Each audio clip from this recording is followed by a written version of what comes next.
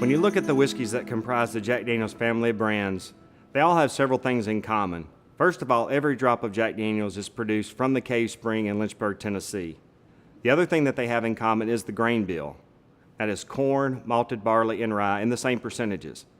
Also, all of our whiskeys go through charcoal mellowing at least one time. That's what makes Jack Daniel's a Tennessee whiskey and not a bourbon.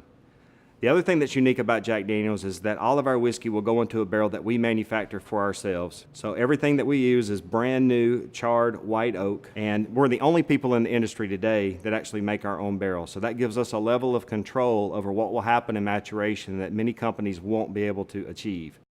Now, once we put Jack Daniel's whiskey into a barrel, it's what we do with it at that point that ultimately decides what type of whiskey it will become in the family of brands.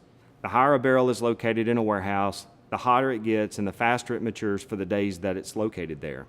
Likewise, the barrels that are located on the ground floor tend to be a little bit cooler and they tend to mature at a slower rate than the barrels that would be at the top. We can actually create a very consistent whiskey by taking barrels that have been matured on the ground floor of some warehouses, the middle floor, and the top floor of other warehouses, and put that together into a batch that you would know as Old No. 7 Black Label Tennessee whiskey. And today that's the #1 selling whiskey in the world. It's bottled at 80 proof, and even though we don't know why Jack called it Old No. 7, that particular whiskey went on to win 7 different gold medals. The most popular way that Jack Daniel's is drunk today is as a Jack and Coke. If you go into bars and you look at the top 10 things that are ordered in the cocktail list today, there's only one of those that would mention a brand by name, and it is the Jack and Coke. Now that was the only whiskey that Jack Daniel's made for 100 years. It was in 1988 that we decided to offer a new whiskey from Jack Daniel's, and ultimately that became known as a product called Gentleman Jack. It's also bottled at 80 proof, and it's the only whiskey today that is charcoal mellowed twice. It gets its first pass in charcoal when it's a new whiskey, after it's distilled and before it goes in the barrel. And then it gets another pass in charcoal after it's been matured in the barrel and right before it's bottled. Gentleman Jack is always going to be our sweetest and lightest, our most refined whiskey.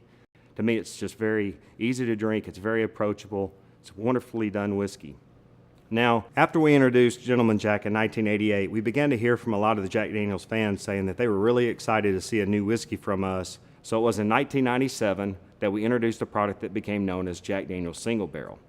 It has a bottle proof that would be anywhere from 90 to 94 proof, and it's the only product that is what its name says it is.